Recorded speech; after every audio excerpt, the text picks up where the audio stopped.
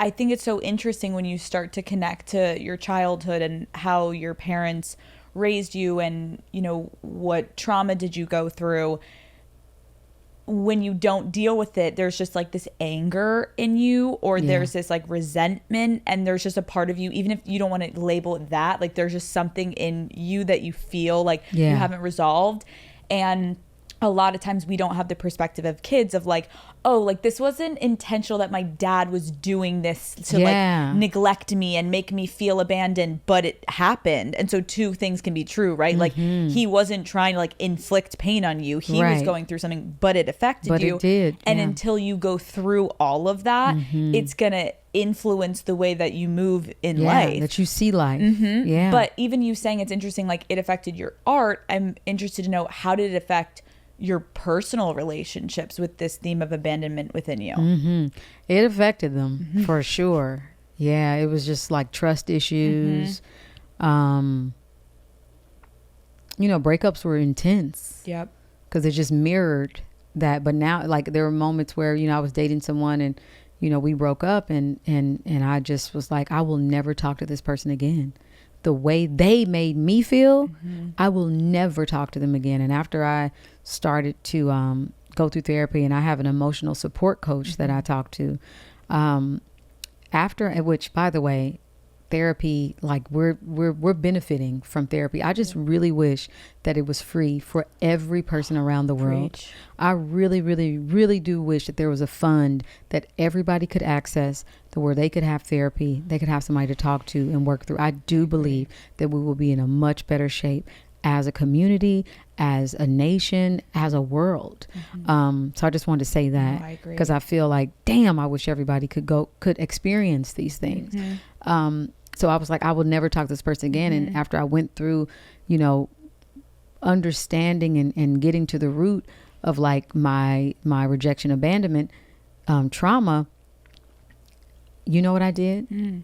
I thanked the person who I was in a relationship with and it did not work out for us. I thanked them. I said, you know what? And my emotional support coach said that I was going to do that. It's like, you are going to thank this person, because you know what this person did for you? They forced you to deal with something that you were not going to deal with. They pushed you to go back to the root of the problem. You were not going to do it. You were moving. You were too busy moving. You didn't have time. But that relationship, the ending of that specific relationship, forced that. And I literally called that person and I thanked them. I said, thank you so much. You have no idea. Like, I was really walking around here hurt, and you forced me to, like, you know. And so they started sharing things with me. They were just like, I just wasn't ready. I was confused myself. I did not trust. It was going so well for us. I'm so used to chaos that I felt like this was not going to end how I wanted it to end. I'm also dealing with rejection issues. So we just kind of healed through each other. And it helped me in my other relationships. I was like, here are the things that I was doing because of my trauma. When I'm free from that trauma, I'm like a really, really, really like beautiful partner to have. And it just helped me to understand how I want to show up for my future partners. Isn't that so interesting when you meet people in life that obviously, again, like, you needed to work on yourself to be able to have that hindsight and be like, wait, that was so helpful. But like, most of the time in life, in romantic partnerships, I feel like specifically, like, you can get so hurt by them, but that's not your family. So you're like, I can walk away, but you're always going to learn something so incredible. And if you can get past that hurt initially, we really should be thanking all of our exes. Because it's like, even if you cheated on me, like, I have partners in the past that I had so much resentment and anger. And I look back and I'm like, there's so much I learned about myself and my resilience and my worth. And it's like, had that not happened, of course, there's moments in life where, like, I wish no harm on anyone, but like certain themes that you can take, find the good part of it rather than feeling so negative and angry, because that gets us nowhere.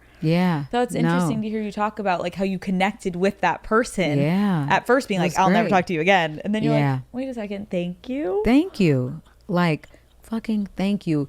And I will say though, I mean, I know it's like sometimes with exes, because I also had an ex that was just like, man, I wish I really had this new version of you.